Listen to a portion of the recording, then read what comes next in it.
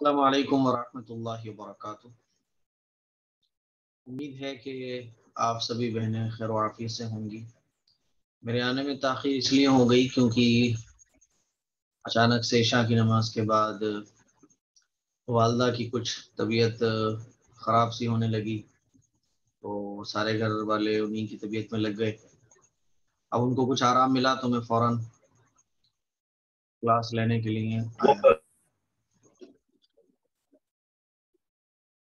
اللہ کا فضل و کرم ہے کہ تقریباً یہ جو کورس ہے ہمارا، اس کو ہم تقریباً 75% کمپلیٹ کر چکے ہیں، اور انشاءاللہ ایک مہینے میں یہ کورس کمپلیٹ ہو جائے گا۔ آج کا جو سبق ہے اس میں کچھ ضروری باتیں میں آپ لوگوں کو بتاؤں گا۔ جو چیزیں آپ کو ایسی لگیں جو نوٹ کرنے کی ہیں تو آپ ان کو نوٹ کر لیں۔ یہ میں نے ہیڈ فون آپ لوگوں کے لیے منگایا ہے، ایسا نہیں ہے آپ لوگ سوچو کہ یہ میں نے کوئی اسٹائلش دکھنے کے لیے ایسے لگا رکھا ہے۔ یہ میں نے آپ لوگوں کو آواز میری کلیئر پہنچے تو اس میں یہ مائک ہے، اور یہ اس سے آواز بہت آسانی کے ساتھ چلی جاتی ہے۔ پھر یہ جو ہے آپ لوگ جو بولو گے تو وہ اسپیکر میں نہیں آئے گا، میں خود سن سکوں گا۔ تو یہ میں نے آسانی کے لیے منگایا ہے، ٹھیک ہے نا؟ آپ ایسا نہ سوچو کہ ارے صاحب بہت اسٹائلش اور ڈیزائندار لک میں مفتی صاحب بیٹھ رہے ہیں، یہ دیکھو ہیڈ فون لگا کے ایک دم، ہے نا؟ تو ایسا کچھ بات نہیں ہے، آپ لوگوں کی سہولت کے لیے۔ بہت ساری چیزیں میرے ہاتھ میں جب لوگ دیکھتے ہیں تو دیکھو مفتی صاحب کتنے اسٹائلش ہو رہے ہیں، مفتی صاحب کتنے لک مار رہے ہیں۔ میں بھائی لک بک نہیں مارتا ہوں، میں بالکل سادہ سمپل رہتا ہوں۔ میرے ہاتھ میں ایک صاحب نے تو میرے ہاتھ میں آئی فون دیکھ لیا تو کہنے لگے واہ واہ مفتی صاحب بھی آئی فون چلا رہے ہیں، 1 لاکھ روپے والا فون۔ ارے یار اللہ چلوا رہا ہے تو میں 1 لاکھ روپے کا فون چلا رہا ہوں، میری کیا حیثیت ہے، میری کیا اوقات ہے؟ اللہ 1 لاکھ روپے کا فون چلوا رہا ہے تو ٹھیک ہے، اس میں مطلب یہ کیا بات آ جاتی ہے کہ لوگ مار رہے ہیں، ہے نا؟ تو میں لک بک نہیں ایک ضرورت ہے، اگر اس میں سے یہ ہٹ جاتا چھوٹا ہوتا تو میں چھوٹا یوز کر لیتا، لیکن آتے نہیں نا۔ جب ہم پڑھانے کے پرپز سے ہیڈ فون منگاتے ہیں تو یہی آتے ہیں، اسی لیے اس میں یہ جو لگا ہوا ہے یہ آپ تک آواز اچھی پہنچے اس لیے ہے۔ خیر، سورہ نور میں اللہ تعالیٰ ارشاد فرماتا ہے اعوذ باللہ من الشیطان الرجیم بسم اللہ الرحمن الرحیم وَأَنْكِحُوا الْأَيَامَ مِنْكُمْ وَالصَّالِحِينَ مِنْ عِبَادِكُمْ وَإِمَائِكُمْ إِنْ يَكُونُوا فُقَرَاءَ يُغْنِهِمُ اللَّهُ مِنْ فَضْلِهِ وَاللَّهُ وَاسِعٌ عَلِيمٌ وَلْيَسْتَعْفِفِ الَّذِينَ لَا يَجِدُونَ نِكَاحًا حَتَّى يُغْنِيَهُمُ اللَّهُ مِنْ فَضْلِهِ۔ یہ جو قرآن کی آیتیں میں نے آپ لوگوں کے سامنے تلاوت کی ہیں، ان آیتوں کا ترجمہ ہے کہ تم میں سے جن لوگوں کا نکاح نہ ہوا ہو، جن مردوں کا عورتوں کا نکاح نہ ہوا ہو ان کا نکاح کراؤ، اور تمہارے غلام اور باندیوں میں سے جو نکاح کے قابل ہوں ان کا بھی نکاح کراؤ۔ اگر یہ تنگ دست ہوں تو اللہ تعالیٰ انہیں اپنے فضل سے بے نیاز کر دے گا، اور اللہ بہت وسعت والا ہے، سب کچھ جانتا ہے۔ اور جن لوگوں کو نکاح کے موقع میسر نہ ہو، جو لوگ نکاح کے قابل نہ ہوں، تو انہیں پاک دامن رہنا چاہیے یہاں تک کہ اللہ تعالیٰ انہیں اپنے فضل سے بے نیاز نہ کر دے۔ ان آیات میں اللہ تعالیٰ نے نکاح کا حکم دیا کہ دیکھو جن مردوں کا عورتوں کا نکاح نہ ہوا ہو ان کا نکاح کراؤ، ہے نا؟ اور تمہارے انڈر میں جو لوگ ہیں، جیسے تمہاری اولاد ہے، تمہارے بچے ہیں، تمہارے غلام ہیں، تمہاری باندیاں ہیں، جو لوگ تمہارے انڈر میں کام کرنے والے ہیں، ان کا اگر وہ لوگ نکاح کے قابل ہیں تو ان کا بھی نکاح کراؤ۔ تو اللہ تعالیٰ نے نکاح کا حکم دیا، اور نکاح کے بارے میں اللہ نے کیا فرمایا؟ جو شخص نکاح کرے گا اگر وہ تنگ دست ہوگا تو اللہ تعالیٰ اسے اپنے فضل سے بے نیاز کر دے گا۔ اسی لیے آپ نے دیکھا ہوگا کہ شادی کرنے کے بعد بعض دفعہ اللہ اور دیتا ہے، بلکہ اکثر ایسا ہوتا ہے، ہم نے دیکھا ہے کہ ایک آدمی شادی سے پہلے اتنا مالدار نہیں تھا لیکن شادی کرنے کے بعد اور زیادہ مالدار ہو۔ لیکن شرط یہ ہے کہ تھنکنگ ہماری یہ ہونا چاہیے کہ کوئی بات نہیں ہے، نکاح کرنے میں برکت ہوتی ہے، خیر و برکت داخل ہوتی ہے، شریعت کے مطابق نکاح ہو، نکاح کرنے کے مقصد بھی وہی ہو جو شریعت نے بتائے ہیں، نکاح کے بعد مقصد اسلام پر عمل کرنا ہو، ہے نا؟ تو پھر جو ہے اللہ تعالیٰ اپنے فضل سے بے نیاز کر دے گا ان لوگوں کو جو نکاح کرتے ہیں، اور اللہ تعالیٰ بڑی وسعت والا ہے، سب کچھ جانتا ہے۔ اور جو لوگ نکاح کے قابل نہ ہو، یہ سورہ نور کی آیت نمبر 32 33 32 33 آیت نمبر ہے، نوٹ بھی کر سکتی ہیں آپ۔ جو لوگ نکاح کے قابل نہ ہو، یعنی کوئی بیمار ہے یا کسی کا اتنا کاروبار نہیں ہے جس سے جو ہے وہ اپنی بیوی کے خرچے اٹھا سکے، بیوی کو چھت دے سکے، بیوی بچوں کے خرچے جو اٹھا نہیں سکتا ہے، اس کے بارے میں اللہ نے کیا حکم فرمایا کہ وہ پاک دامن رہیں، جو نکاح کے قابل نہ ہو، جن کو نکاح کے موقع میسر نہ ہو، رشتے نہیں آ رہے ہیں، ہے نا، یا کچھ اور پرابلم ہے، تو ان کو پاک دامن رہنا چاہیے، یہاں تک کہ اللہ تعالیٰ ان کو اپنے فضل سے بے نیاز کر دے۔ تو نکاح کا جو مین مقصد ہے وہ کیا ہے؟ اللہ کا حکم۔ ہمیں نکاح کرنا چاہیے اللہ کا حکم سمجھ کر، ہے نا۔ ایک جگہ آپ نے نکاح کیا، وہاں سے ڈیورس ہو گئی کسی کی، اب وہ یہ تھنکنگ بنا کے بیٹھ جاتی ہے خاتون کے صاحب، اب مجھے نکاح نہیں کرنا کیونکہ میری ویسی زندگی برباد ہو گئی، ایک آدمی اتنا خراب ملا، اب دوسرا بھی خراب ملے گا۔ یہ نہیں، اللہ کا حکم ہے۔ اور نکاح جو ہے نا، یہ گناہوں سے بچنے کا ذریعہ ہے، نظروں کی حفاظت نکاح کے ذریعے ہوتی ہے نا، اپنی خواہشات کو پورا کرنے کا ایک جائز طریقہ ہے نکاح، اور سب سے بڑی بات اللہ کا حکم ہے۔ اب نکاح کون سا اچھا ہوتا ہے؟ سب سے بہترین نکاح کون سا ہوتا ہے؟ وہ آج میں آپ کو بتانے جا رہا ہوں آگے کہ نکاح کون سا اچھا ہوتا ہے، بہترین نکاح کون سا ہے۔ حضرت عائشہ رضی اللہ تعالی عنہ سے روایت ہے کہ نبی کریم صلی اللہ علیہ وسلم نے فرمایا، سب سے برکت والا نکاح وہ ہے جس میں خرچ سب سے کم ہو۔ بتائیے آپ، سب سے برکت والا نکاح کون سا ہوا؟ جس میں خرچ سب سے کم ہو، حضور نے ارشاد فرمایا۔ اب ہم لوگ یہ چاہتے ہیں کہ ہمارے نکاح میں برکت ہو، لیکن آپ دیکھیے برکت کا تعلق کس سے ہے؟ خرچے کے کم ہونے سے۔ اور ہمارا نکاح کہاں پہنچ جاتا ہے؟ 5 لاکھ، 10 لاکھ، 15 لاکھ، 20 لاکھ، ایسے ہی ہے نا، 20 لاکھ تک پہنچ جاتا ہے، بعض دفعہ تو 1-1 کروڑ۔ تو برکت کا تعلق، نکاح میں برکت جبھی آ سکتی ہے جب نکاح میں خرچہ کم ہو، اور ہم لوگوں کے نکاح ہوتے ہیں تو خرچہ سب سے زیادہ ہوتا ہے۔ باقاعدہ خواتین تو رشک کی نگاہوں سے دیکھتی ہیں ان نکاح کو جس میں جو ہے نا بفر سسٹم ہوتا ہے، 10 طرح کے کھانے ہوتے ہیں، اور کسی بڑے ریسورٹ میں ہوتا ہے وہ نکاح کی تقریب، نکاح منعقد ہو رہا ہے، سب بڑی ریسورٹ میں نکاح ہو رہا ہے، کیسے چرچے چلتے ہیں، ارے صاحب اس نے بڑی زبردست پارٹی کروائی تھی، بڑا زبردست ریسورٹ میں نکاح ہوا تھا، 100 طرح کے تو کھانے تھے، ایک مرغے کا پیس لینے کے لیے 100 لوگ لائن میں لگے ہوئے تھے۔ وہ بفر سسٹم میں نہیں بولتا، میں تو بفیلو سسٹم بولتا ہوں، بفیلو سسٹم، جیسے بھینس کھاتی ہے نا کھڑے ہو کے، اس کے سامنے 3-4 ثانیہ رکھ دی جائے تو وہ ادھر ایک ثانی کھا رہی ہوتی ہے، دوسری کھاتی ہے، پھر تیسری کھاتی ہے، پھر چوتھی کھاتی ہے، میں اسے بولتا ہوں بفیلو سسٹم، یہ بفر سسٹم نہیں ہے، بفیلو سسٹم۔ کتنے طرح کے کھانے بنائے جاتے ہیں، لاکھوں روپے کا خرچہ ہوتا ہے، اور ہم لوگ سوچ رہے ہوتے ہیں صاحب برکت ہو جائے گی نکاح میں۔ حضرت عائشہ رضی اللہ تعالی عنہ سے روایت ہے کہ نبی کریم صلی اللہ علیہ وسلم نے ارشاد فرمایا، سب سے برکت والا نکاح وہ ہے جس میں خرچ کم ہو، جس میں خرچ کم ہو۔ اسی لیے ہمیں نکاح کرنا چاہیے، اور اپنی تھنکنگ بھی یہ بنانا چاہیے کہ ہم ایسی جگہ نکاح کریں گے جہاں خرچہ کم ہو، جو لوگ شریعت اور سنت کے مطابق نکاح کرنے والے ہیں۔ ایسے لوگ نہ کے برابر ہیں، میں جانتا ہوں ایسے لوگ نہ کے برابر ہیں، ہے نا، لیکن ہماری نیت تو ہو نا، ہماری نیت تو ہو۔ میں نے ایسے بہت واقعات دیکھے ہیں کہ جہاں لڑکا کچھ نہیں لے رہا ہوتا ہے، لڑکا کہتا ہے بھیا مجھے کچھ بھی نہیں چاہیے، لڑکی والے زبردستی دے رہے ہوتے ہیں، ہے نا، لڑکی والے زبردستی فضول خرچیاں کر رہے ہوتے ہیں، لڑکا کہہ رہا ہوتا ہے مجھے شریعت کے مطابق نکاح کرنے ہیں، بلکہ آج کل تو میں ایسا سن رہا ہوں کہ اگر لڑکا یہ کہہ دے مجھے شریعت کے مطابق نکاح کرنا ہے، تو لڑکی والے ڈر جاتے رہے یار یہ کون سا پرانی ہے، یہ کہاں سے آیا ہے، یہ ایسی تو ہوتا ہے۔ ابھی ہمارے ایک تعلق والے ہیں، تو لڑکا ہی ہے وہ بیچارہ بھی، تو اس نے نکاح کے لیے اپنی سسرال میں کنڈیشن رکھی کہ ٹھیک ہے میں نکاح کروں گا لیکن شریعت کے مطابق کروں گا، مجھے کچھ نہیں چاہیے، اور نکاح مجھے سادہ چاہیے مسجد میں۔ لڑکی والوں نے نکاح رشتہ کینسل کر دیا کہ کیسا لڑکا ہے، ایسا نہیں چلے گا بھائی، ہم نے لوگوں کا کھایا ہے تو ہم کھلائیں گے بھی، اور ایسا نہیں ہو سکتا مسجد میں نکاح نہیں ہوگا، اور تھوڑا سا تماشا تو ہونا چاہیے نا، تھوڑا لوگوں کو پتہ چلنا چاہیے ہم اپنی بیٹی کا نکاح کر رہے ہیں، رشتہ ختم کر دیا۔ تو ایسے ایسے واقعات بھی ہو رہے ہیں.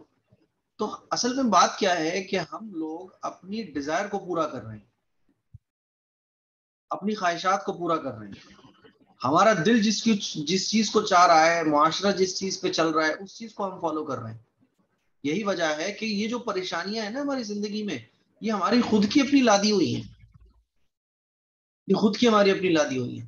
یہ جو پرابلمس ہیں نکاح میں, شادی میں, رشتوں میں, ہے نا, اور یہ جو تمام طرح کی رسمیں ہیں, تمام طرح کے جو رواج ہیں, ان کو ہم نے اپنے اوپر مسلط کر رکھا ہے. 1 لاکھ روپے سے کم میں یہ کام نہیں ہوگا. ہو سکتا ہے وہ 1 لاکھ روپے سے کم میں, لیکن ہم نے اس کو اپنے اوپر مسلط کر لیا ہے کہ 1 لاکھ روپے سے کم میں یہ کام ہو ہی نہیں سکتا ہے. ہم نے اس کو اپنے اوپر حاوی کر لیا ہے. نکاح ہے, نکاح بہت آسانی کے ساتھ. ایک صاحب میرے پاس آئے کہ مجھے مفتی صاحب بیٹی کا نکاح کرنا ہے, پیسوں کی ضرورت ہے. میں نے کہا بیٹی کا نکاح کرنا ہے تو پیسوں کی اس میں کیا ضرورت ہے, کتنا خرچہ بیٹھے گا؟ بھائی جو لڑکے والے آئیں گے آپ ان کو کھانا کھلاؤ گے, لڑکی والے جو رشتے دار ہوں گے, آپ کے گھر کے جو لوگ رشتے دار ہوں گے, ان کو آپ کھانا کھلاؤ گے. تو کیا خرچہ ہے اس میں؟ میں نے کہا آپ مسجد میں نکاح کراؤ, پورے جتنے لوگ مسجد میں آئیں گے, چاہے لڑکے والے ہوں چاہے لڑکی والے ہوں, سب کا خرچہ میں برداشت کروں گا, ٹھیک ہے. جو دولہا آئے گا, دولہا کے ساتھ جتنے بھی لوگ آئیں گے, سب کو ناشتہ میں کراؤں گا. اور میں نے کہا آپ کے رشتے دار جتنے بھی آئیں گے سب کو ناشتہ میں کراؤں گا. اور اسی مسجد میں جو ابھی تعمیر ہوئی ہے نا مسجد, میں نے کہا اسی مسجد میں نکاح کی تقریب ہو جائے گی. تو وہ جو ہے نا نیچے نکاح کر کے بیٹھ گئے. پھر انہوں نے ایک کارڈ نکالا. کارڈ نکالنے کے بعد وہ میری طرف آگے بڑھائے, بولے یہ کارڈ ہے. میں نے کہا جناب علی ذرا مجھے یہ بتائیں یہ کارڈ کتنے کا پڑا آپ کو؟ ان کا جو کارڈ تھا وہ تقریباً 6 روپے کا تھا, پرنٹ ہونے کے بعد. پرنٹ ہونے کے بعد 6 روپے کا کارڈ تھا. میں نے بولا یہ کارڈ آپ کا 6-7 روپے کا پڑا ہوگا آپ کو؟ بولے ہاں. میں نے کہا بھائی جب تمہارے پاس کرنے کو نہیں ہے, آپ کے حالات اتنے نہیں ہیں, تو 6 روپے کا کارڈ بنوانے کی کیا ضرورت تھی؟ 3 روپے کا ایک اچھا خاصا کارڈ بن جاتا جس میں آپ کی دعوت بھی پہنچ جاتی لوگوں تک, اور جو ہے آپ کا خرچہ بھی بچتا. 6 روپے کا کارڈ بنوانے کی کیا ضرورت تھی؟ تو میں نے کہا یہ جو پرابلم ہے خرچے کی, یہ تو آپ نے اپنے اوپر مسلط کر رکھی ہے. جب آپ کے پاس نہیں ہے, اور اسلام ان چیزوں کو کرنے کا حکم بھی نہیں دیتا ہے. جب مسجد میں نکاح آپ کر سکتے ہو تو مسجد میں نکاح کرتے آپ. میرج ہوم بھی لے رکھا ہے آپ نے, لڑکی کو ڈبل بیڈ بھی دینا. پیسہ نہیں ہے تو کیوں دے رہے ہو ڈبل بیڈ بھائی, سنگل بیڈ دے دو. اچھا لڑکے والے, پھر آپ لوگ سوچ رہی ہوگی کہ وہ لڑکے والے ضد کرتے ہیں, لڑکے والوں کی ڈیمانڈ ہوتی ہے. تو میں کہہ رہا ہوں کہ تھنکنگ کیوں بناتے ہو آپ ایسی؟ جو ڈیمانڈ کر رہا ہے اس لڑکے سے نکاح کیوں کرتے ہو آپ؟ اللہ سے دعا کرو, ایسے ایسے لڑکوں کو تلاش کرو جو سنت کے مطابق کم خرچے والے نکاح پر یقین رکھتے ہیں. ملیں گے اللہ کے ایسے بندے, بہت ملیں گے, بہت ملیں گے. میں آپ کو اگر اپنے نکاح کے بارے میں بتاؤں تو میں نے شاید ابھی تک کبھی اس کا ذکر نہیں کیا, لیکن اب جب بات آئی ہے تو میں بتا رہا ہوں. میرا جب نکاح ہوا تو کوئی رسم نہیں ہوئی, کوئی رسم نہیں, نہ ہلدی نہ پلدی نہ ہلدی, کچھ بھی نہیں ہوا, کوئی چکر بازی نہیں. ہاں ہلدی, میں یہ نہیں کر رہا ہوں ہلدی نہیں لگا, ہلدی لگا سکتے ہیں. آپ کا نکاح ہو تو ہلدی خوب لگاؤ, آپ کے بھائی کا نکاح ہو ہلدی خوب لگاؤ. ہلدی لگانے کا مقصد کیا ہوتا ہے؟ کلر کھل جائے گا, صاف ستھرے آپ ہو جاؤ گے, ہلدی لگاؤ آپ, نو پرابلم, کیا دقت ہے. لیکن ایک ہوتا ہے ہلدی کی رسم. آج ہلدی ہے, پھر صاحب وہ رشتے دار آ رہے ہوتے ناشتہ پانی لے کے, دولہا کو ناشتہ کرانا ہے. تو ظاہر ہے میں ہی تو مفتی ہوں نا, میرے گھر والے دیندار ہیں, باقی میرے جو رشتے دار ہیں وہ تو دیندار نہیں ہے نا. وہ تو کوئی ایسے نہیں ہے وہ سارے مفتی ہوں اوپر تک, اوپر سے نیچے تک. تو اب صاحب پھوپھی بھی آ رہی ہیں, کوئی 1-2 خالہ بھی آ گئی, تو ناشتہ پانی کرانا ہے, آج ہلدی ہے. کس نے کہا بھائی ہلدی ہے؟ کس نے کہا؟ ہم تو ایسے ہی ٹہل رہے تھے, ہم کلپ بنا رہے تھے اپنی بیٹھ کے. تو میں نے کہا کس نے کہا ہلدی ولدی ہے آج؟ پھر جو ہے وہ دادی بھی آئی, ارے بیٹا ایسے کیسے کام چلے گا, ہمارے تو بڑے ارمان تھے. میں نے کہا ارمان تو یہی تو ارمان ہے, شریعت کے مطابق سارے ارمان ہو جائیں, ہے نا. تو بہرحال سب لوگ آ گئے, میں نے سب کے ساتھ ناشتہ پانی کیا. میں نے کہا لیکن یہ جو رسم ہے یہ نہیں چلنے کا بھائی, آپ ناشتہ لے کے آئیے, بیٹھو دسترخوان لگاؤ. دسترخوان لگا ماشاء اللہ, ددیال والوں نے, ننیال والوں نے, سب نے ناشتے کیے بیٹھ کے, میں نے خود بھی ناشتہ کیے. خالہ زاد بھائی, خالہ زاد بہنیں, رشتے دار, اللہ فلاں دنیا بھر کے لوگ جتنے بھی آنے تھے سب آئے, سب نے ناشتہ کیا. جس کو سب کو دینا تھا میں نے کہا دینا دے دو آرام سے, کوئی مسئلہ نہیں ہے. ہلدی نہیں لگوانے کے ہم, اچھا تھوڑی بھی نہیں, میں نے کہا ہلدی نہیں لگی, سب مان کے, کوئی مسئلہ نہیں. اب نکاح کے لیے جانا تھا. اب جب نکاح کے لیے جانا تھا تو کتنے لوگ جائیں گے نکاح میں؟ تو پہلے سے فکس تھا بھائی 5-6 لوگ جانا ہے. ایک میرے استاذ کو جانا ہے نکاح پڑھانے کے لیے، والد صاحب کے ایک دوست ہیں ان کو جانا ہے، اور دادا کو جانا ہے، ایک دو چچاؤں کو جانا ہے، اور ہماری سسٹر کو جانا ہے. امی نہیں جائیں گی، ہے نا. اور تو ایسے کر کے 5 لوگ ہو گئے تھے، تقریباً 5 یا 6 لوگ ہو گئے تھے. مجھے غالباً 6 لوگوں کا یاد ہے کیونکہ 2 کار گئی تھی. تو اب کیا ہوا کہ جب یہ لوگ فکس ہو گئے نا، تو جو لوگ پہلے سے امید لگائے بیٹھے تھے ہم بھی جائیں گے، بارات جائے گی، بس جائے گی، اس میں سب جائیں گے، ہے نا. تو کئی لوگوں کے چہرے بننا شروع ہو گئے. ارے لو صاحب ہم ہی نہیں جا رہے. ارے ہم تو پھوپا ہیں، ہے نا، کیونکہ میرے پھوپا بھی ہیں. ہم تو پھوپا ہیں، ہم تو چچا کے فلاں ہیں، ہم تو یہ ہیں، ہم تو وہ ہیں. کچھ لوگ نہال والوں سے، کچھ لوگ ددیال والوں سے. ابو نے کہا بھائی بارات بارات نہیں جا رہی ہے، نکاح ہونے جا رہا ہے. ارے صاحب ایسے نہیں ہوتا یہ ہو. تو اب یہ چیزیں کیسے ٹوٹتی ہیں میں وہ بتانا چاہ رہا ہوں آپ کو. یہ چیزیں کیسے ٹوٹتی ہیں، ہمت کرنا پڑتی ہے، قدم بڑھانا پڑتا ہے. تو والد صاحب نے کہا میں خود بھی نہیں جا رہا ہوں. میں خود بھی نہیں جا رہا ہوں. تو والد صاحب خود نہیں گئے ہمارے نکاح میں. تو سب حیران. ارے لڑکے کے ابا ہی نہیں جا رہے ہیں، مفتی صاحب کے والد صاحب ہی نہیں جا رہے ہیں نکاح میں. نہیں بھائی والد صاحب ہی نہیں جا رہے ہیں. کیوں نہیں جا رہے؟ کیونکہ والد صاحب نہیں جائیں گے تبھی تو یہ رسم ختم ہوگی کہ نکاح آسان ہے، نکاح مشکل نہیں ہے. بغیر ابا کے بھی نکاح ہو سکتا ہے، بغیر اما کے بھی نکاح ہو سکتا ہے. نکاح کوئی مشکل نہیں ہے. صحیح. ایسے نکاح ہو جاتا ہے آپ کہیں گئے، وہاں کوئی خاتون آپ کو پسند آئی، یا آپ کو کسی نے رشتہ دیا کہ بھائی یہ رشتہ بہت اچھا ہے آپ نکاح کر لو، یا کوئی طلاق شدہ آپ کو نظر آ گئی جو بیچاری محتاج تھی، کمزور تھی، آپ کو پتہ چلا، آپ نے بولا بھائی ٹھیک ہے نکاح پڑھوا دو، میں اس کو اپنے گھر لے جاتا ہوں. نکاح ہو گیا. کوئی ضرورت نہیں ہے گھر والوں کو بتانے کی. بتا دو اچھی بات ہے، بتا دو، بس لے کے جانے کی کوئی ضرورت نہیں ہے. تو والد صاحب نے کہا میں خود نہیں جا رہا ہوں. اب جب جتنے لوگ یہ بول رہے تھے کہ ہم بھی جائیں گے، بتاؤ بارات تو جانا چاہیے، 20 لوگ تو ہونا چاہیے، 30 لوگ تو ہونا چاہیے. جب 30 ہوتے ہیں تو 40 بھی ہوتے ہیں، 40 ہوتے ہیں تو 50 بھی ہوتے ہیں. تو جب سب کو پتا چلا، جتنے بھی لوگ تھوڑے سے وہ ہوتے ہیں نا، ہر گھر میں ہوتے ہیں ایسے بڈھے سڈھے ہوتے ہیں تھوڑے سے میں معذرت کے ساتھ یہ میں ویسے ہی بول رہا ہوں. کچھ ہوتے ہیں نا جو، ارے صاحب ہمارا بیٹا بھی جائے گا، ارے صاحب ہمارے فلاں رشتے دار بھی جائیں گے، جو باتیں کرنے والے لوگ ہوتے ہیں. تو والد صاحب نے بولا میں خود نہیں جا رہا ہوں. دادا بھی حیران، کہہ رہے یار یہ کیا بول رہے ہیں. ابو نے بولا میں خود بھی نہیں جا رہا ہوں. میں خود اس لیے نہیں جا رہا ہوں کیونکہ نکاح آسان ہے، نکاح میں باپ کی ضرورت نہیں ہے، اور جب میں نہیں جاؤں گا تبھی تو یہ رسم و رواج ختم ہوں گے. تو ہمارے والد صاحب ہمارے نکاح میں نہیں گئے. 6 لوگ، صرف 5 لوگ گئے. پھر ہم جب وہاں اپنی سسرال پہنچے تو انہوں نے کہا میرج ہوم میں ہم نے انتظام کیا ہے.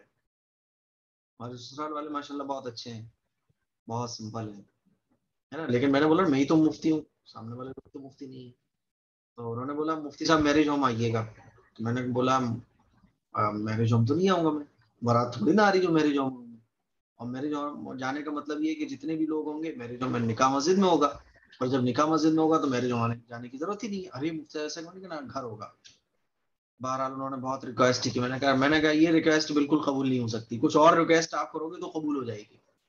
گھر پہ نکاح ہوگا اور گھر پہ ہی ہمارا کھانا ہوگا، میرج ہوم بالکل نہیں آئیں گے ہم. اب وہ لوگ ٹینشن میں، بڑی منت ساس نے منت سماجت کری، اور بھی لوگوں نے کری. میں نے کہا نا اس میں کوئی سمجھوتا نہیں ہوگا. میں میرج ہوم چلا گیا تو لوگ کیا کہیں گے، لو صاحب مفتی صاحب لوگوں کو کہتے ہیں نکاح آسان بناؤ. میں تو یہ کہہ رہا ہوں یہ جو پروگرام تم نے رکھا ہے اپنے رشتے داروں کا، اس کی بھی ضرورت نہیں تھی. لیکن ٹھیک ہے، آپ وہی والا مسئلہ ہے، آپ نے کھایا ہے تو آپ کھلاؤ گے تو کوئی دقت نہیں ہے، وہی کھلاؤ. لیکن میں اس میں شرکت نہیں کر سکتا. میں نکاح کروں گا، گھر پہ آؤں گا، میں گھر سے مسجد جاؤں گا نکاح کے لیے، اس کے بعد گھر پہ ناشتہ پانی کر لوں گا. باہر جب انہوں نے دیکھا کہ بھائی یہ خطرناک آدمی ہے تو پھر انہوں نے سرنڈر ہو گئے، ہاتھ اوپر کر لیے، سسپینڈ. گھر پہ ہم نے ناشتہ کیا. تقریباً ہم 8 لوگ ہو گئے تھے. پھر دہلی پہنچتے پہنچتے 2 کار گئی تھی، ایک 5 سیٹر اور ایک 7 سیٹر. تو ایسے 7 اور 4 11 لوگ گئے تھے ٹوٹل. ایسے 11 ہو گئے تھے راستے سے ملتے ملاتے. تو وہاں ہم نے ناشتہ کیا. ناشتے کے بعد جو ہے ہمارا نکاح ہوا. نکاح کے بعد پھر گھر سے ہی رخصتی ہو گئی. سمپل ہے. لوگ یہی نہیں سمجھ پائے دولہا کہاں آیا تھا، کہاں سے چلا گیا. میں نے کہا میرج ہوم میرے جانے کا سوال نہیں اٹھتا، گھر والوں کو بلا لو. میں میرج ہوم جاؤں گا. تو سب حیران تھے، ارے یہ تو بہت مہنگ موقع ہوتا ہے، یہ تو انسان کی زندگی کا بڑا خوبصورت پل ہوتا ہے. تو میں نے کہا خوبصورت پل ہوتا ہے تو کیا خوبصورت پل ایسے ہی بنے گا؟ اسلام کے مطابق وہ چیز خوبصورت نہیں بن سکتی. لیکن اللہ کا شکر ہے وہاں سب نے میری بات سنی اور پھر اس طرح سے ہمارے گھر میں اللہ کا شکر ہے، میں سب سے بڑا ہوں گھر میں، تو بہت بہت سادگی کے ساتھ نکاح ہو گیا، بہت سادگی کے ساتھ، اللہ کے فضل و کرم سے سارے رسم و رواج کے جو بندھن تھے سب ٹوٹ گئے، سب ختم، سب ختم۔ خیر میں کہاں سے کہاں پہنچ گیا۔ تو اللہ نے ایسے سادگی کے ساتھ نکاح کرا دیا۔ کوئی اچھا نکاح کے بعد سلامی، کوئی سلامی پلامی نہیں، کسی کو سلامی کی اجازت نہیں ہے، جس کو دینا ہے بھجوا دو، بھجوا دو، سلامی کی کیا ضرورت ہے نا؟ ہاں اتنا ضرور ہے، جو جہاں شریعت نے اجازت دی ہے وہ چیز ہم کریں گے۔ جو رشتے دار ہیں، جیسے ساس ہیں، سسر ہیں، اور جو سالی صاحبہ ہیں، سالے صاحب ہیں، ان سے ملاقات کری ماشاءاللہ، ان سے دعائیں بھی لی، ان سے مسافہ بھی کیا، اور نکاح کے بعد ہماری ساس بہت بوڑھی بھی ہیں ماشاءاللہ، بہت عمر دراز ہے، انہوں نے سر پہ ہاں ان کا سر کا اپنے سر پہ ہاتھ بھی ہم نے پھروایا، کوئی مسئلہ نہیں ہے، سلامی پلامی کچھ نہیں، کوئی مسئلہ نہیں سلامی۔ تو اللہ کا شکر ہے کہ اس طرح سے نکاح ہو گیا۔ اب ایسے بھی نکاح خوبصورت بن سکتا ہے، لیکن یہ لوگوں کی تھنکنگ بن گئی۔ تو یہ پوری میرے ایک نکاح کی کہانی تھی جو میں نے آپ لوگوں کو بتائی۔ تو ہمیں قدم خود بڑھانا پڑتا ہے، گھر کے بڑے کو قدم بڑھانا پڑتا ہے۔ والد صاحب نکاح میں نہیں گئے، اس سے کیا ہوا کہ جتنے بھی لوگ یہ کہنے والے تھے کہ بارات جانا چاہیے، بارات جانا چاہیے، بارات جانا چاہیے، جب گھر کا بڑا نہیں جا رہا ہے اب سب کی آوازیں بند ہیں۔ کیوں بھائی؟ ابا ہی نہیں جا رہے۔ میرے خود کے تعلق ہیں، تمہارے ابا نہیں جا رہے، تمہارے ابا ہی نہیں جا رہے۔ تو میں کہہ رہا ابا نہیں جا رہے تو اس میں کیا کمال کی بات ہو سکتا ہے آپ کو بھی یہ لگ رہا ہو مفتی صاحب ابا نہیں گئے نکاح میں، ابا کے بغیر حج عمرہ ہو سکتا ہے نا، ابا کے بغیر نماز ہو سکتی ہے نا، ابا کے بغیر سارے دینی کام ہو سکتے ہیں، تو نکاح بھی تو ایک عبادت ہے، نکاح بھی ابا کے بغیر ہو سکتا ہے، ابا کی اجازت لینا ضروری ہے۔ تو جب بھی ہم گھر کی رسموں کو ختم کرنے کی کوشش کریں گے تو اس میں سب سے پہلے ہمیں پہل کرنی پڑے گی، ہمیں قدم بڑھانا پڑے گا۔ بات سمجھ آ رہی ہے؟ ہم لوگوں کی تھیوری کیا چلتی ہے، ہم لوگوں کا مزاج کیسا بنا ہوا ہے کہ ہم خود کو چینج کرنا چاہتے نہیں ہیں، اور یہ چاہتے ہیں پورا گھر چینج ہو جائے۔ میں اگر یہ چاہتا ہوں کہ میرے گھر میں سب فجر میں اٹھنے والے بن جائیں، تو یہ نہیں صاحب میں تو اٹھ رہا ہوں 9 بجے اور میں بول رہا ہوں بتاؤ یہ صبح فجر میں نہیں اٹھتا، وہ فجر میں نہیں اٹھتا، وہ فجر میں نہیں اٹھتا، چینجنگ نہیں آ سکتی۔ آپ صبح فجر میں اٹھنا شروع کر دو، چینجنگ آنا شروع ہو جائے گی۔ آپ عمل کرنے کے لیے آگے بڑھو، آپ کے عمل کرنے کی برکت سے پورے گھر میں عمل کرنے والے لوگ بن جائیں گے۔ بات سمجھ آ رہی ہے؟ اللہ اکبر۔ خیر یہ بات الگ تھی۔ اب کچھ چیزیں آپ سمجھے کہ چند عقائد جیسے سنت، بدعت اور مرنے کے بعد دوبارہ زندہ ہونے کے بارے میں، یہ بھی چیزیں آپ سمجھیں۔ عقیدہ نمبر 1، یہ چیزیں آپ بس یاد کر لیں، ذہن میں رکھ لیں کہ ایمان درست کب ہوتا ہے۔ یہ تو نکاح کے بارے میں نے باتیں کر دی جتنی بھی تھی۔ تو نکاح سب سے بہتر کون سا ہے؟ جس میں خرچہ کم، جس میں خرچہ کم۔ ہاں ولیمہ آپ کریے، لیکن ولیمہ کرنے کا مطلب بھی یہ نہیں ہے کہ آپ صاحب ریسورٹ میں جو ہے 10 طرح کے کھانے پکا کے پھر ولیمہ کر رہے ہیں آپ، یہ نہیں، سادگی کے ساتھ۔ اور ولیمے میں غریبوں کو پوچھو، ہے نا؟ ہوتا کیا ہے کہ اگر ہمارا رشتہ دار کوئی غریب ہے تو اس کو اتنی ریسپیکٹ نہیں دی جاتی، اور جو رشتہ دار ہمارا ذرا کروڑ پتی ہے اس کو ریسپیکٹ دی جاتی ہے۔ یہ حال ہر جگہ کا ہو گیا۔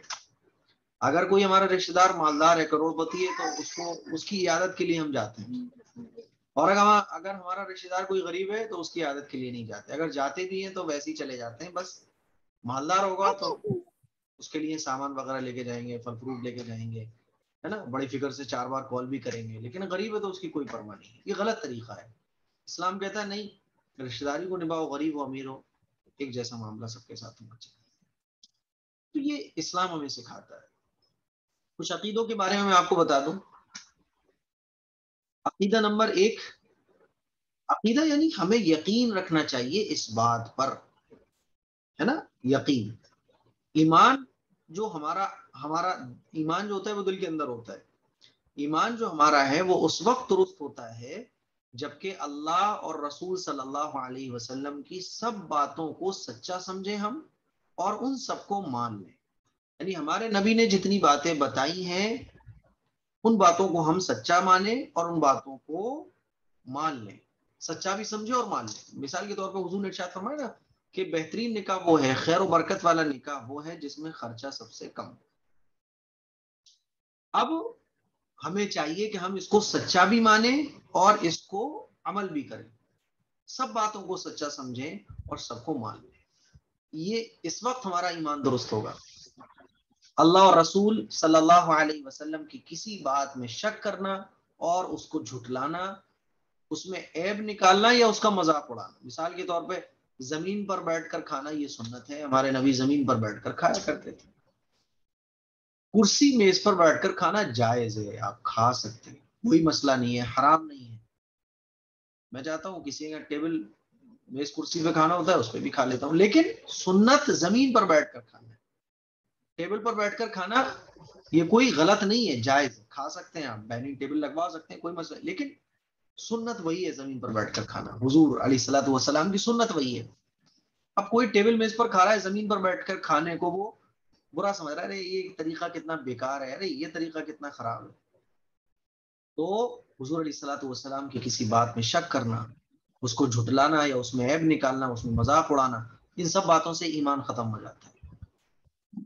کیا ہوتا ہے دھیرے دھیرے مسلمان کافر ہو جاتا ہے، کفر تک پہنچ جاتا ہے. اسی لیے چھوٹی سے چھوٹی چیز بھی جو دین سے جڑی ہوئی ہو، جو سنت ہو، ہے نا، جو حضور سے ثابت ہو، اس کا ہمیں مذاق نہیں اڑانا چاہیے. عقیدہ نمبر 2، قرآن اور حدیث کے کھلے اور واضح مطلب کو نہ ماننا. یعنی قرآن میں جو بات بیان کی گئی اس کو نہ ماننا اور اس میں سے اپنے مطلب کے معنی گڑنا، یہ بددینی کی علامت ہے. قرآن میں جو کہا گیا ہے وہ ایکسپٹ کر لو بس. آپ قرآن میں کہا گیا کہ خواتین گھر میں رہیں، بلا ضرورت گھر سے باہر نہ نکلے. مردوں سے کہا گیا گھر کی جو ضرورتیں ہیں وہ باہر جا کے تم پوری کر کے لاؤ. اسلام میں یہ نظام بنایا کہ عورتیں گھر کے اندر رہیں، عورتیں پردے میں رہیں. مردوں سے کہا نظریں نیچی رکھو. اب عورتیں کہنے لگے بھائی کہ مرد اور عورت تو برابر ہیں، عورتیں برقع کیوں اڑیں گی؟ یہ غلط بات ہے، کیونکہ ہم کو جو بنانے والا ہے اس نے ہی ہمیں بنایا ہے اور وہی جانتا ہے کہ کیا ہمارے لیے بہتر ہے، کیا ہمارے لیے بہتر نہیں ہے.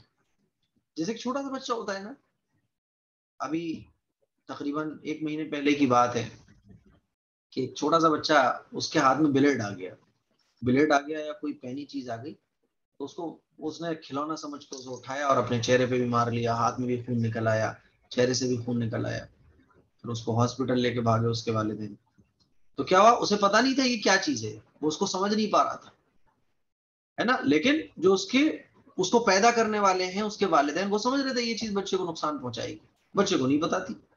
ایسے ہی ہمارا جو بنانے والا رب ہے وہ جانتا ہے کہ کیا بہتر ہے کیا بہتر نہیں، اور ہم نہیں سمجھ پا رہے ابھی، کیونکہ ہمیں بنانے والا وہ زیادہ بیٹر جانتا ہے. بھائی ہم اگر کسی چیز کو کریٹ کرتے ہیں تو ہم زیادہ جانتے ہیں کہ یہ چیز کیا ہے کیا نہیں ہے نا. تو اللہ ہمیں بنانے والا ہے، اللہ جانتا ہے کیا چیز ہمارے لیے بہتر ہے کیا بہتر نہیں ہے، کیا ہمیں کھانا چاہیے کیا نہیں کھانا چاہیے، کیا پہننا چاہیے کیا نہیں پہننا چاہیے. تو قرآن و حدیث کے مطلب کو چینج نہیں کرنا چاہیے، جیسے آج کل بہت سارے لوگ چینج کرتے ہیں.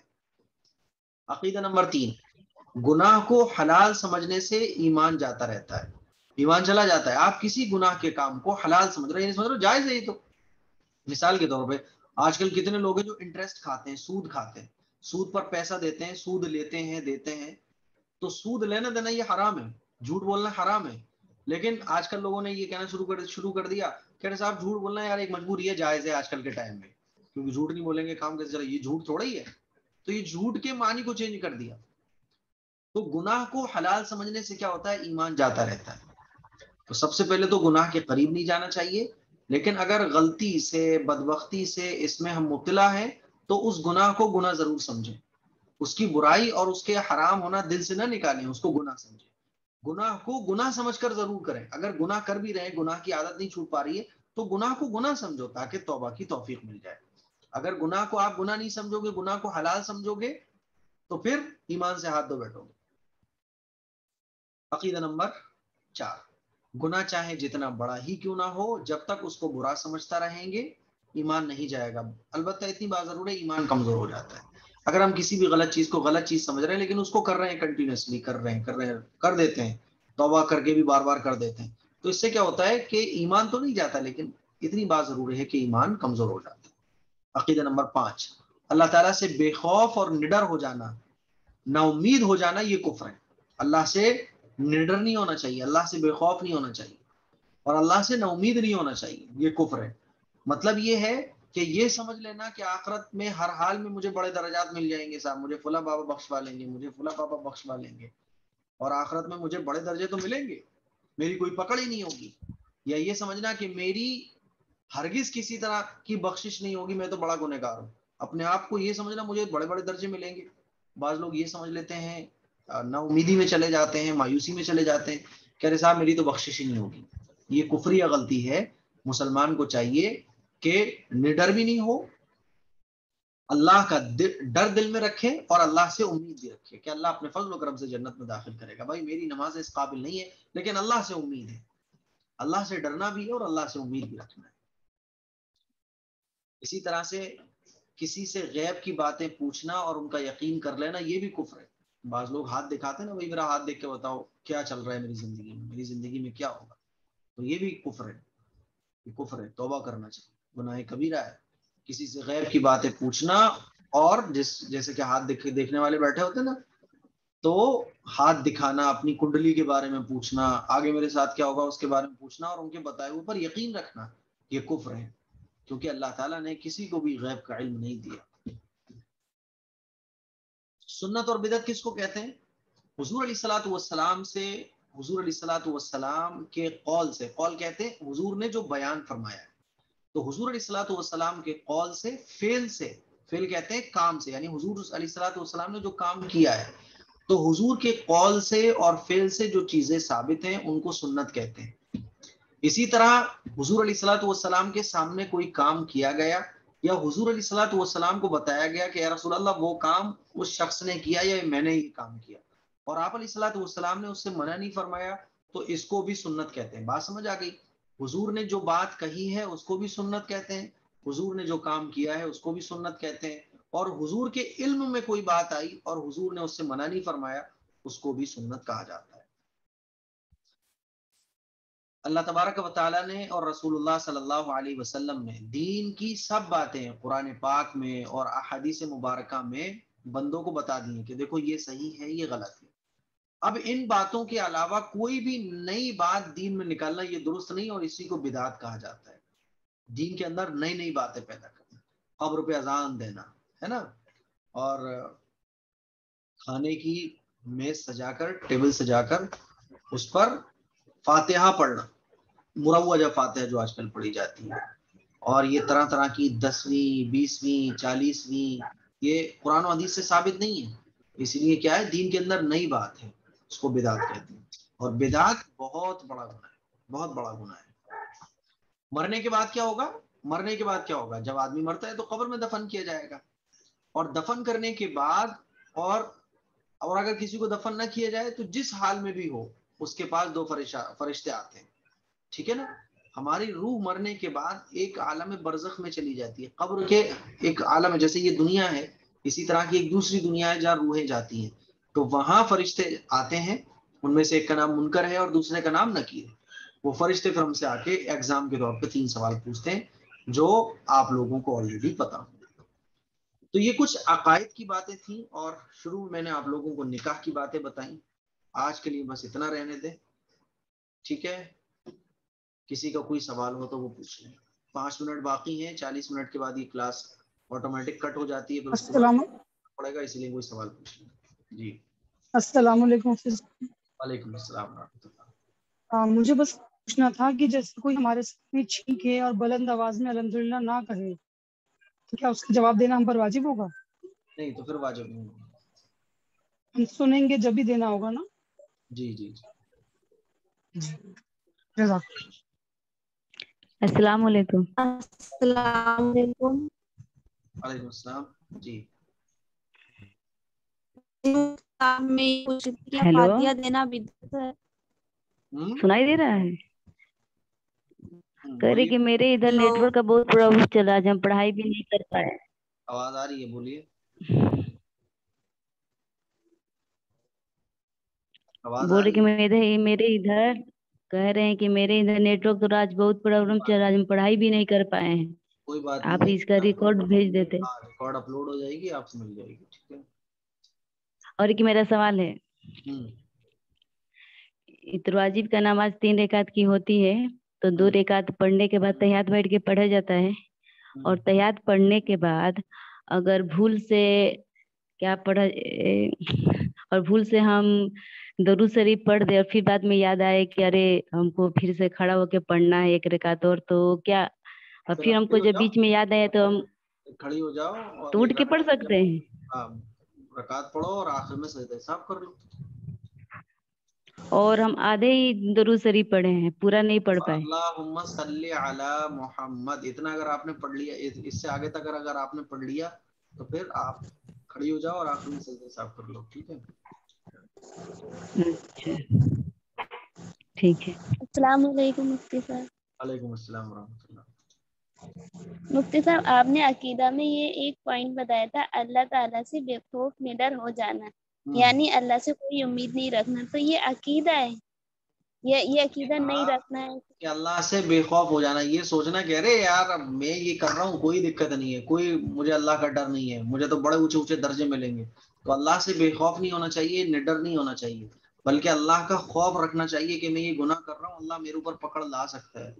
तो ये है इसका मतलब। और ये किसी से गैब की बातें पूछना और उस पर यकीन रखना, ये कुफ्र है, तो ये अकीदा हमें नहीं रखना चाहिए। ये अकीदा रखना नहीं चाहिए। हाँ, कोई अगर कह रहा है मैं तुम्हारा हाथ देख के तुम्हारी जिंदगी के बारे में बता दूंगा, तो उसने बताया आपने हाथ दिखा दिया, तो ये भी गलत है। उसने फिर जो बातें बताई उसको आप सच्चा समझ रहे हो, ये भी कुफ्र है। अस्सलाम वालेकुम। वालेकुम अस्सलाम। मुझे पूछना था कि हम जैसे बाथरूम में वजू बनाते हैं तो हम वहाँ पर आउज़ु बिल्लाह बिस्मिल्लाह पढ़ सकते हैं? देखें, अगर आपने अपने कपड़ों को उतार दिया है बाथरूम में तो फिर आउज़ु बिल्लाह बिस्मिल्लाह नहीं पढ़ना चाहिए। लेकिन अभी कपड़े आपके बदन पर ही हैं तो फिर आप आउज़ु बिल्लाह बिस्मिल्लाह पढ़ सकती हैं। और अगर कपड़े नहीं आपके बॉडी पर तो फिर आप दिल ही दिल में आउज़ु बिल्लाह बिस्मिल्लाह पढ़ सकती हैं, फिर जबान से नहीं पढ़ सकती। मतलब टॉयलेट भी उसमें अटैच है तो पढ़ सकते हैं? मैंने क्या कहा, मैंने कंडीशन जो बताई उसको याद रखें। कुछ भी चीज अटैच हो या जो भी हो, अगर आपकी बॉडी पर कपड़े हैं या आपकी बॉडी कवर है तो फिर आप पढ़ें, और अगर बॉडी कवर नहीं है तो फिर जबान से न पढ़ें। जी, अस्सलाम वालेकुम। अस्सलाम वालेकुम मुफ्ती साहब। वालेकुम अस्सलाम वरहमतुल्लाह। मुफ्ती साहब जो है कि जैसे बताते हैं कि जेंट्स की नमाज जो है अलग है और लेडीज की नमाज अलग है। लेडीज को सिमट के पढ़ना चाहिए और जेंट्स की तो अलग है ही है। तो मेरे पास एक मतलब मेरा जो नंबर है ना, कई जगह ग्रुप में ज्वाइंट है, इस्लामिक ग्रुप में, तो उसमें है कि बोलते हैं कि दोनों की नमाज एक जैसी है। उसमें मुस्लिम और बुखारी की हदीस भी दिए हैं और बोलते हैं अल्लाह के रसूल ने फरमाया कि जैसे मुझे पढ़ते हुए देखे हो नमाज, उसी तरीके से पढ़ो नमाज। तो वो उनके लिए है कि जो मर्दों के लिए है कि जैसा मुझे देखो वैसे ही नमाज पढ़ो। और हुजूर ने ही फरमाया कि औरतें जो है, औरतों मर्दों की नमाज में फर्क है। बहुत सारी अहादीस से पता चलता है कि औरतों की मर्दों की नमाज में फर्क है। देखो, औरतें आमीन जोर से नहीं कहती हैं, मर्द जोर से कहते हैं, है ना। औरतें क़िराअत जोर से नहीं कर सकती, मर्द जोर से करते हैं। इसी तरह से औरतें लुकमा नहीं दे सकती, मर्द लुकमा देते हैं। तो फर्क तो वैसे ही पता चल रहा है।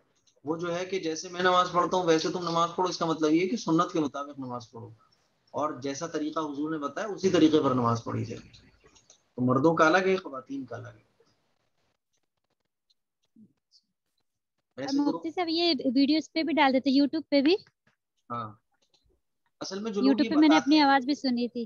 हाँ, जो लोग ये बताते हैं कि तो वो जो है ना गलती पर है, वो असल में मसले को सही नहीं समझ पाते। तो वो ये बताते हैं कि नहीं, औरतों मर्दों की नमाज में कोई फर्क नहीं है, ऐसा नहीं है।